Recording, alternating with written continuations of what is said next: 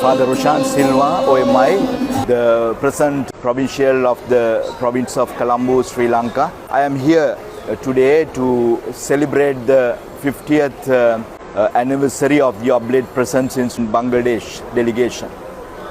It was 50 years back the Oblates came to Bangladesh from Sri Lanka as well as from some of the other parts of the Oblate world like America and other parts of the world. And during the last 50 years, the Oblates have been very close to the poorest of the poor, very especially working with the indigenous people in different parts of the country.